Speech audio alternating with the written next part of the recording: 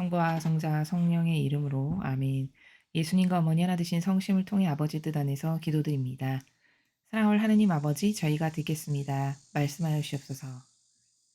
또한 아버지의 뜻, 그 진리의 나라를 이 강의를 듣는 아버지께 속한 모든 자녀들이 눈이 열리고 귀가 뚫려서 아버지가 가르쳐 주시는 진리의 이 절대적 기준과 가치를 통해 분별할 수 있도록, 그래서 더 이상 마귀 세력에 속아 자신의 영혼을 비참한 죽음의 구렁텅이로 몰아넣는 그런 자녀들이 되지 않을 수 있도록 자비를 베풀어 주시옵소서.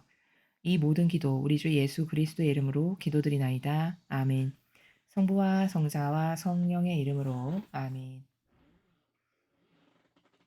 안녕하십니까? 하나님의 뜻 성교의 피아수녀입니다. 오늘도 아버지께서 사랑하시는 자녀들에게 주신 이 진리의 나라의 메시지, 그 안에 담겨 있는 이 고결하고 아름다운 정신세계에 대해서 여러분들과 함께 학습해 보도록 하겠습니다. 2021년 8월 11일 대중을 위한 메시지. 저 모리는 또다시 하느님 아버지의 성심이라고 알게 된 큰 불꽃을 봅니다. 하느님 아버지께서 말씀하십니다. 너희의 마음과 삶을 진리에 봉헌하면 너희는 복된 동정녀가 성모 영보 축일 때 했던 말처럼 보십시오. 저는 주님의 종입니다. 말씀하신 대로 저에게 이루어지길 바랍니다. 라고 겸손하게 말할 수 있게 될 것이다. 거룩한 성모는 전생에 걸쳐 거듭거듭 이 말을 반복하였다. 진리란 매 현순간 나의 뜻이 너희 마음과 삶 속에서 일어나도록 허락하는 것들을 말한다. 진리를 받아들이기 위해서는 나의 계명에 완전하게 순종해야만 한다. 이것이 순종이며 곧 세상의 구원이다. 주님의 말씀입니다. 하느님 감사합니다.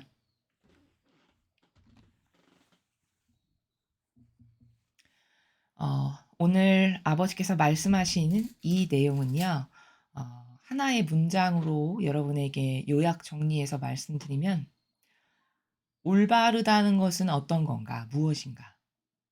또 다른 단어로 표현을 하면 헛되지 않은 것은 인생에서 어떤 것일까? 어떤 삶일까? 이렇게 정리해서 말씀드릴 수 있습니다. 사람은 어떤 누구도요, 헛된 삶을 살기를 원치 않을 겁니다. 또는 올바르지 않고 불의하고 그리고 저급하며 공정치 않은 것을 수행하다가 죽기를 바라는 사람은 아무도 없을 겁니다.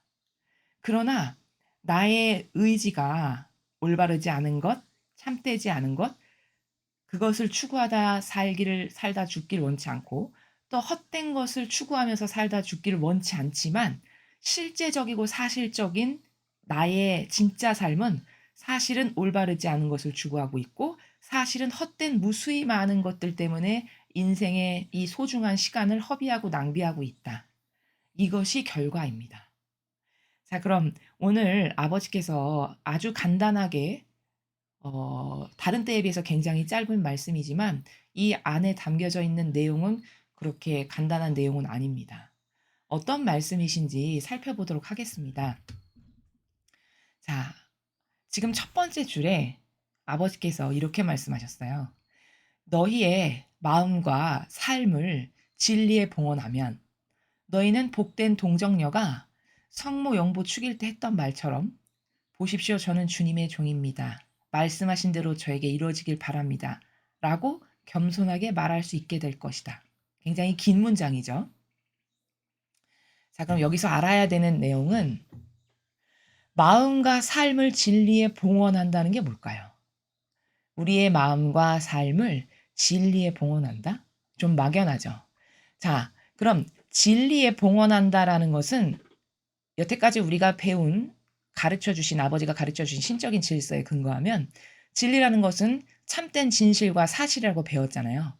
그러니까 다시 말하면 참된 진실과 사실의 생활을 내가 살면 나의 삶으로 또 내 마음의 자세를 난 참된 진실과 사실만 추구해야지 이 마음으로 살면 그러면 마치 성모님께서 영보 축일 때 천사가 와서 앞으로 이러이러한 메시아를 탄생하게 될 건데 그분은 온 인류를 다스리실 분이시다. 이렇게 천사가 전하니까 저는 주님의 종입니다. 말씀하신 대로 저에게 이루어 주십시오. 이렇게 답변하셨죠, 어머니께서.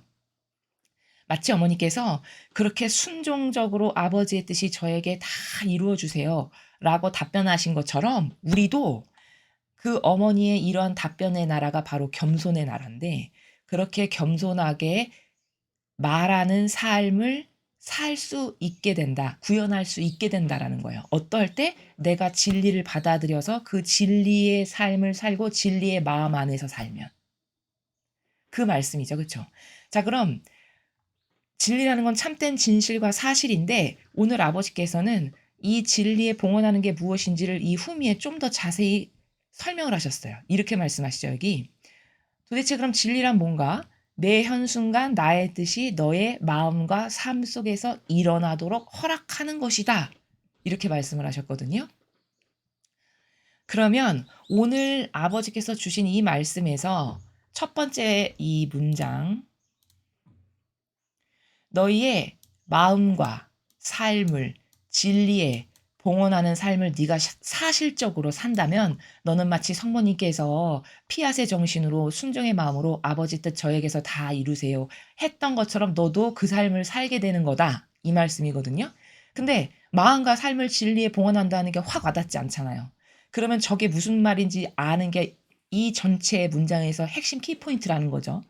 그럼 마음과 삶을 진리에 봉헌하는 삶이라는 건 다시 말하면 여기 아버지께서 진리가 뭔지를 정의를 내려주셨어요, 오늘.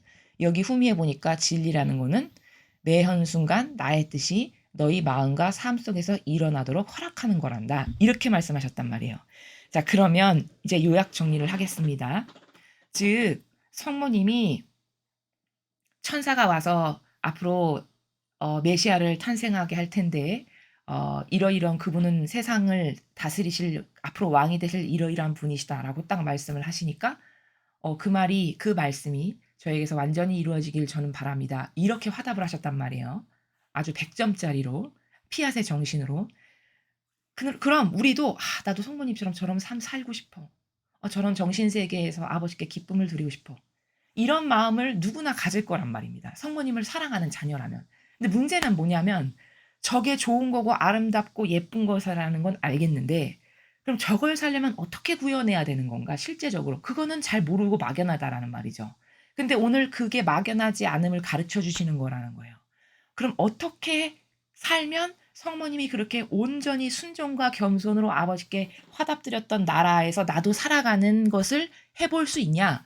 그건 바로 평상시에 내 마음의 나라, 그리고 나의 실제적인 행위가 나오는 내 삶, 그 삶이 진리에 완전히 봉헌된 것을 살면 마치 성모님께서 아버지의 뜻이 천사를 통해서 말씀하신 것을 그대로 받아들인 거랑 똑같은 삶을 나도 이 세상에서 이제 구현하는 것에 한 발짝 두 발짝을 내딛는 삶을 살게 되는 거다라는 거거든요. 그러면 진리에 봉헌하는 삶이 도대체 뭔데?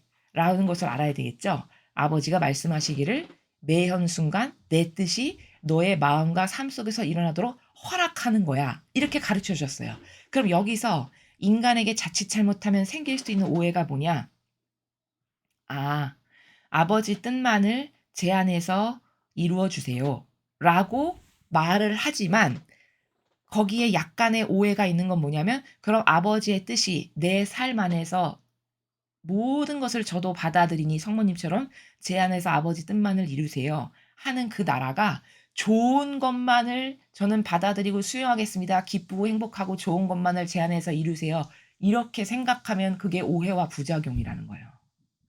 다시 말하면 아버지의 뜻만이 제 안에서 모두를 차지하시고 정복하시고 일어나 주시기를 저도 어머니처럼 순종의 마음으로 피앗의 정신으로 화답을 드립니다.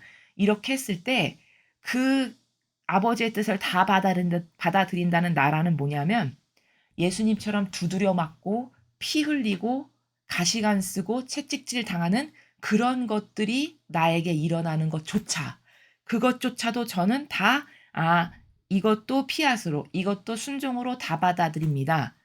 이 나라인 것이지 아버지 뜻 저의 안에서 다 이루세요라는 게 행복하고 기쁘고 즐겁고 편안한 것만을 이루세요.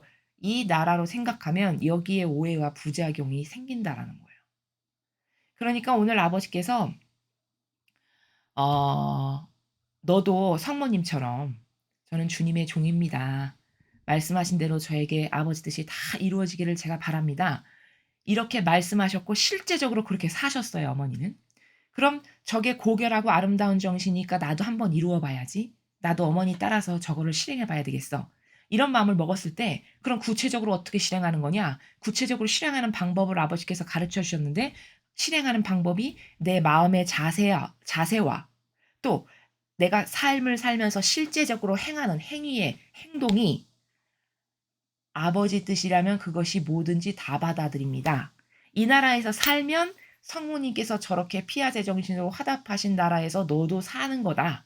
이 말씀인데 거기서 하나 우리에게 주의해야 될 오해, 속지 않아야 될 부작용은 뭐냐면 그럼 아버지 뜻이라면 제가 그것이 무엇이건 다 받아들입니다 할 때 심지어 아버지의 뜻이 나를 어떤 누군가에 의해서 두드려 맞게끔 하시는 것까지도 예를 들면 예수님처럼 두드려 맞게 하시는 것까지도 '아 이거 다 아버지의 뜻이 허락하신 거니까 나는 피확과 순종으로 다 받아들인다.'라고 이것까지도 받아들일 수 있는 것 그게 바로 '마음과 삶을 진리에 봉헌해서 사는 삶이다.'라는 거예요.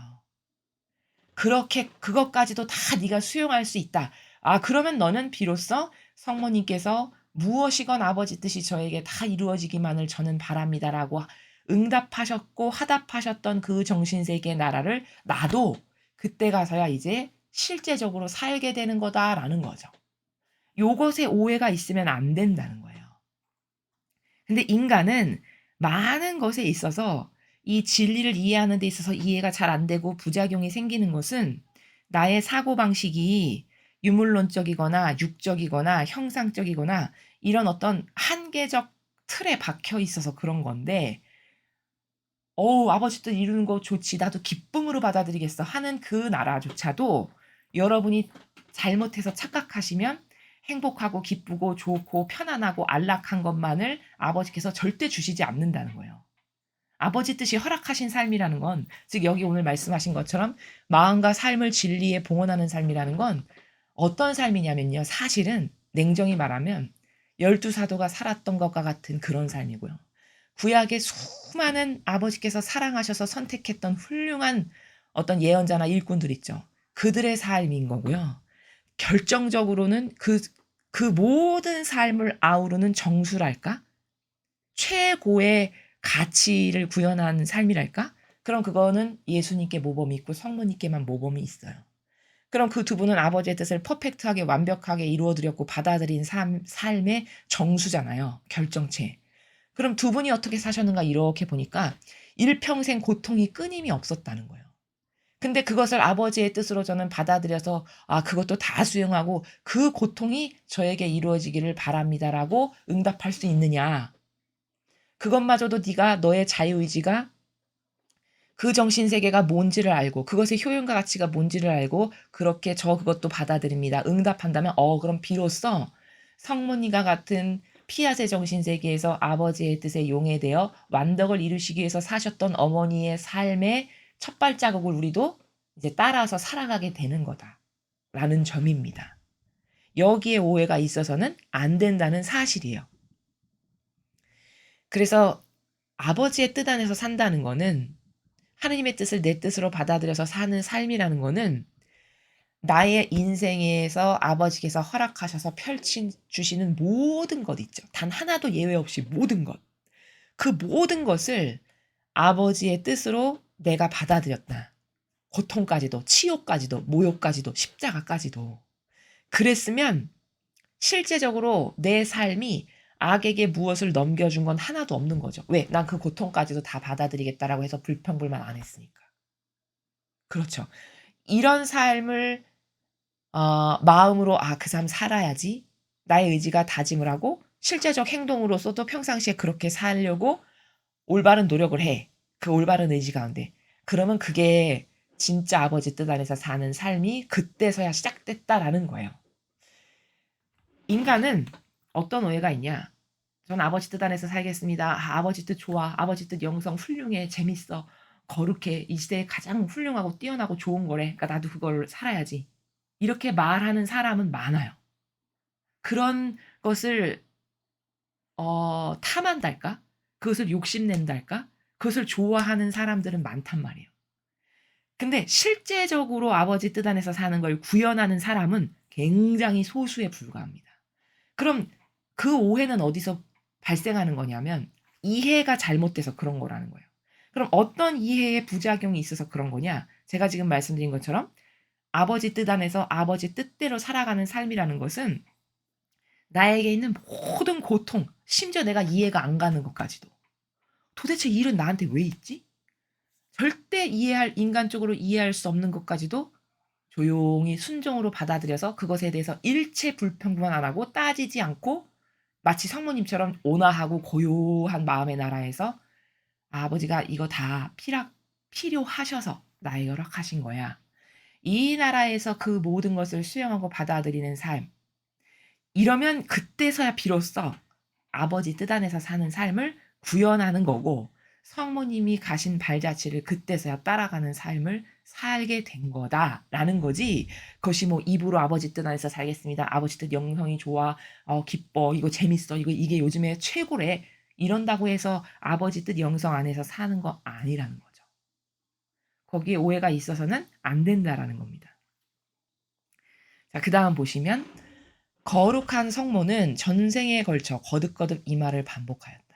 자, 성모님마저도 그렇게 위대하고 훌륭하신데 성모님이 아버지께서 성모님에 대해서 말씀하시기를 예수님은 아버지의 그 신성의 바다에서 창조가 되셨다면 어머니는 아버지의 은총의 바다에서 창조되셨다라고 하시거든요. 그러면 그 은총의 바다에서 창조되셨다는 건 어마어마한 아버지의 그 수억만 가지의 은총으로 창조되신 분이라는 거예요. 비록 인간이시지만. 그런 분이신데도 불구하고 인간이라고 하는 이 육적 한계나 우리 인간이 가지고 있는 다양한 여러 가지 부작용과 한계들 있죠.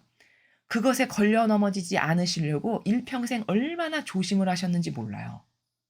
그 단적인 한 예가 지금 여기서 말씀하신 것처럼 성모님마저도 전생에 그냥 뭐 한두 번 하신 게 아니라 이 세상살이를 살면서 인생을 살면서 그냥 몇 번 노력 한 일시적으로 요만큼 하면 이게 완성되는 게 아니라 전생에 태어나서 죽을 때까지죠. 전생에가.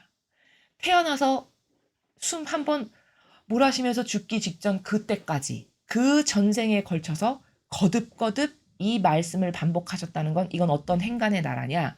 아, 성모님도 이러하실 정도면 우리는 매 현순간 아버지, 제가 아버지 뜻 안에서 잘 살 수 있는 은총을 주세요. 이걸 얼마나 반복적으로 청해야 될까요? 그죠? 우리는 은총의 바다에서 태어난 것도 아니고 원죄를 가지고 태어난 죄인 자체죠. 그죠? 그리고 수많은 부작용과 한계와 게다가 진리도 똑바로 몰라가지고 선을 악으로 보고 악을 선으로 보는 이런 오류 가운데 살아가는 정말 가련한 존재라는 거죠. 그럼 성모님도 이렇게 이 말씀을 아버지께 계속 반복적으로 말씀드리면서 그 피앗의 정신세계를 완성하시려고 이렇게 노력하셨다면 우리는 얼마나 더 노력을 해야 될까?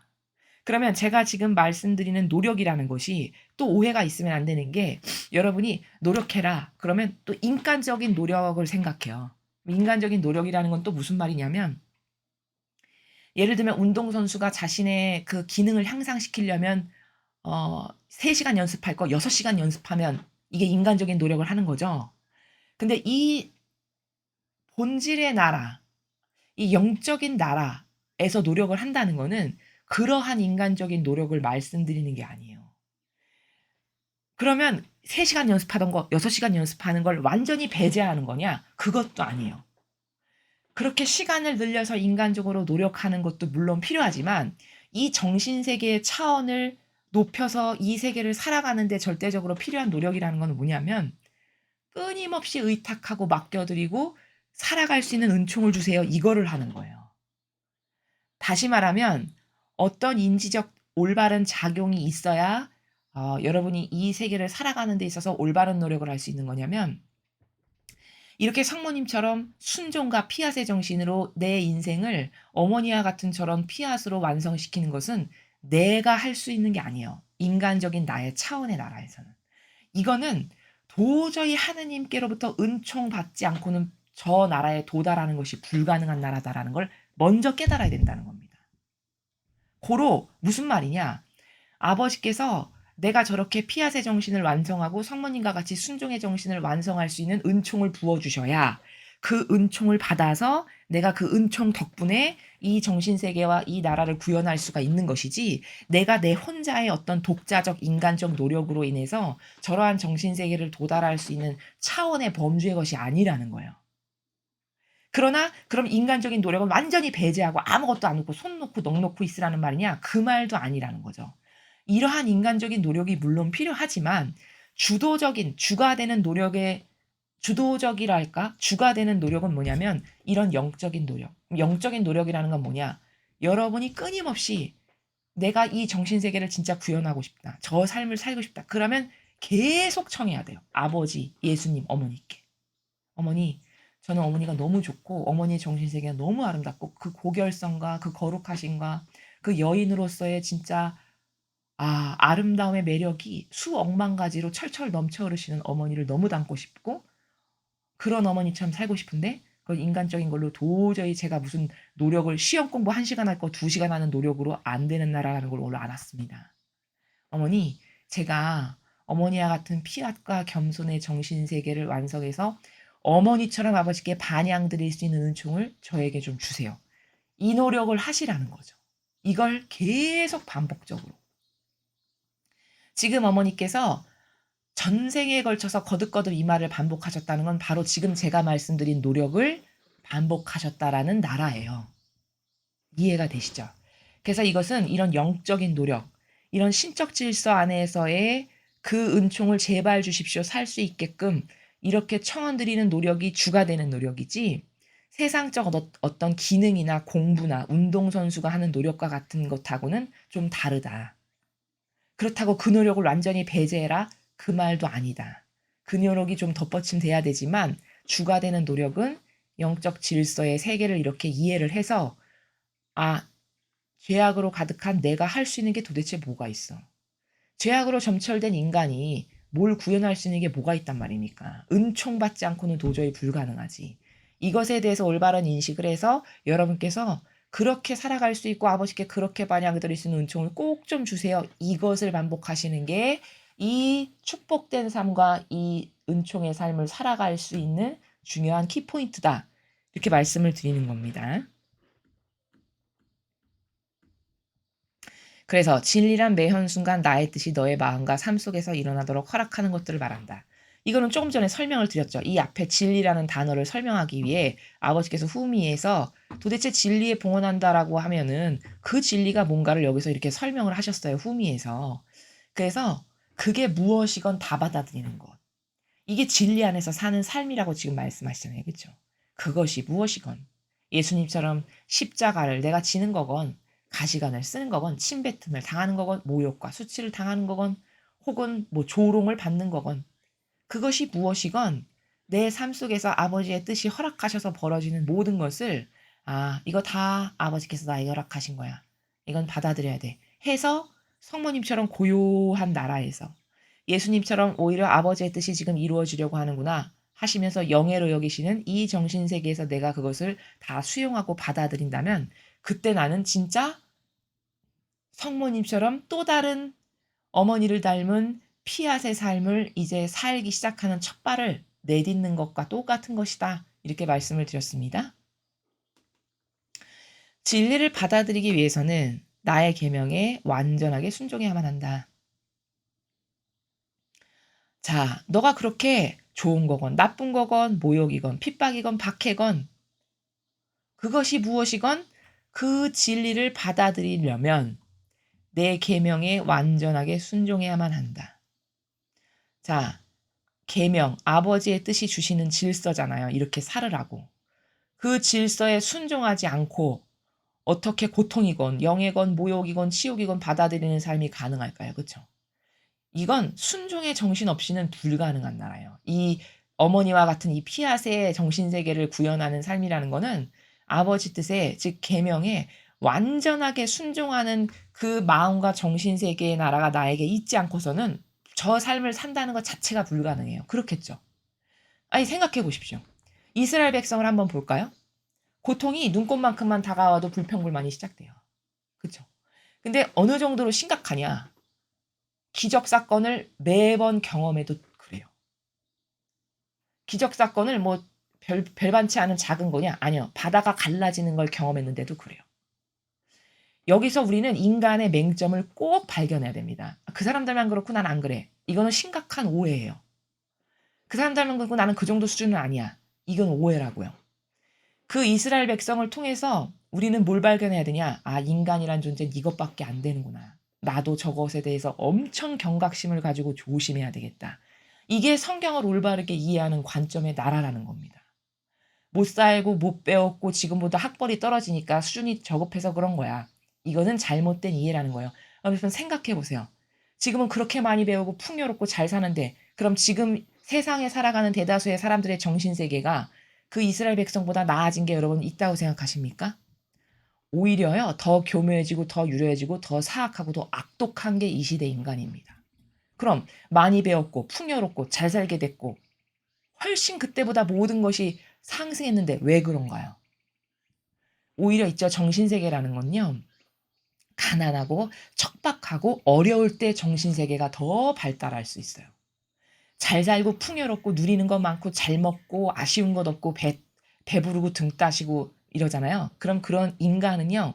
어느 정도나 한심하냐면 자기의 여건이 좀 나아지잖아요. 그럼 배를 내밉니다. 자만, 교만 이런 게 나와요. 이게 인간의 진짜 저급하고 역겨운 한계입니다. 오히려 그 이스라엘 백성들이 더 지금의 이 인류의 사람들보다 더 순수해요. 어떤 면에서. 그러니까 그 성경을 통해서 아버지께서 가르쳐 주시는 걸 통해서 아, 인간이라는 존재는 이 정도밖에 안 되는구나. 나도 저러한 오류와 마귀의 도구로 사용되지 않으려면 나는 뭘 경계해야 되고 뭘 두려워해야 되고 뭘 조심하고 어떤 게 새로워져야 될까? 이것을 배우는 게 성경을 배우는 겁니다. 그래서 지금 아버지께서는 네가 내 계명에 완전하게 순종을 해. 그런 마음과 정신의 자세가 되어 있고 그걸 실천하려는 이런 게 되어 있어. 그럼 너는 성모님과 같은 피앗과 겸손의 정신으로 아버지의 뜻이 무엇이건 저는 그걸 다 수용합니다. 이게 실제적으로 되겠지만 만약에 네가 내가 주는 계명에 순종하려는 마음이나 정신의 자세가 안 돼 있어. 그럼 어떻게 피앗을 살 수 있으며 어떻게 겸손의 나라를 살 수 있겠습니까? 그렇죠? 그건 불가능한 나라를 이야기하는 거잖아요. 지금 그 말씀을 하시는 것입니다. 그래서 우리가 지금 여기 계명을 말씀하셔서 여러분에게 추가로 덧붙여서 설명을 드리면 계명 중에 제일 중요한 건 1계명을 지키는 거라고 제가 말씀을 드렸어요. 1계명을 진짜 충직하게 잘 지킨다 어떤 사람이. 그러면 그 사람은요. 사실 전체 계명이 10개인데 그 10개 중에 1계명이 90% 이상을 차지해요. 중요도가. 그렇기 때문에 1계명 하느님을 전부로 사랑하는 걸 내가 실제적으로 산다 삶에서. 그럼 그 사람은 계명 90% 이상 지키면서 사는 사람이라는 거예요. 이 정도로 1계명이 중요한 거거든요. 그럼 1계명을 하나의 어떤 그 단어로 정리하면 만유위의 하느님을 사랑하는 거예요. 만유위의 하느님. 만유위의 하느님을 인정하는 거거든요. 그럼 그 만유위라는 단어가 가지고 있는 나라는 어떤 거냐면 내가 원하는 거 필요 없어요. 내가 원하는 거 다 없어져야 돼요. 그게 만유의 하느님의 나라예요. 그쵸? 내 기호? 이거 다 없어져야 돼요. 내가 저 1계명을 지키고 살아요. 그렇게 말을 하는데 내 기호를 따르는 게 있고 내 주장을 성경과 다른 어떤 것을 펼치는 게 있고 내가 따로 원하는 게 있고 이런 게 남아 있다.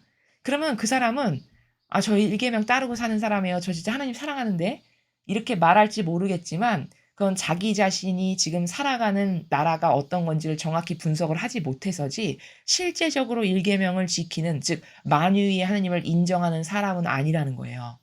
자기 자신에 대해서 오해가 있어서지. 진짜 만유의 하느님이라는 1계명을 지키고 살아가는 사람이면 자기 것을 뭐를 내밀거나 주장하거나 그것에 연관돼서 말을 하거나 이런 게 전무해져야 된다는 겁니다. 그때 가야 1계명을 지키고 살아가는 사람이라는 게 입증되는 순간이에요. 이런 것이지 무슨 뭐 말로만 하느님을 사랑한다는 이거는 아버지는요. 인간하고 달라서 그렇게 대충 뭐 사람처럼 사람은 뭐 속고도 믿어주고 뭐 이런 게 있잖아요. 근데 하느님의 나라는 진실의 세계는 영적인 세계는 그런 게 통용되지 않는 세계입니다. 그래서 아버지는 이 통상 아버지 다스림을 보면 구약이나 신약을 통해서 공통적으로 발견되는 게 뭐냐면 다 시험을 하시죠, 일일이. 시험에서 확인 도장을 꼭 찍으세요. 무슨 말이냐? 얘에게 이 축복을 주고 싶은데 제가 저 축복을 받기에 합당한가? 그러면 반드시 거기 시험이 있어요. 욥의 케이스가 그렇고 다니엘도 그렇고 다윗도 그렇고 수많은 사람들이 다 아버지가 놓으신 시험, 즉 허들을 통과했을 때 그때 축복이 주어지지 어떤 시험이나 허들도 없이 거저 주어지는 건 아무것도 없어요. 고로 하느님을 나는 진짜 사랑하는데 아버지가 그것을 여러분이 진짜 사랑하는지 안 하는지를 입증하시려면 거기에 어떤 허들을 놓으실 거고요. 그 허들, 그 시험을 통해서 여러분이 그 시험을 뛰어넘고 허들을 불평불만이나 부작용 없이 잘 뛰어넘었다. 그럼 그때 아 얘는 이 축복을 줘도 합당해 하셔서 주시는 이런 나라라는 거예요. 이해가 되시죠? 그래서 만유의 하느님을 내가 구현한다면 내가 원하는 건 필요 없고 내 기호는 필요 없는 나라다. 이걸 말씀드리는 겁니다. 이것이 순종이며 곧 세상의 구원이다.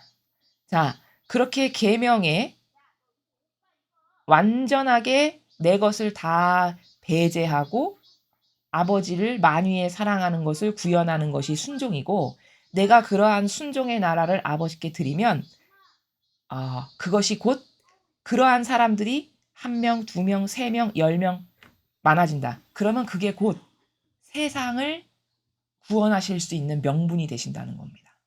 이해가 되시죠? 그래서 오늘 이 메시지에서 아버지께서 주시는 내용은 도대체 인생에 있어서 올바른 것이란 무엇인가? 헛되지 않은 삶을 산다는 건 어떤 건가? 그것은 진리에 봉헌하는 삶을 사는 거다. 내 마음과 삶을.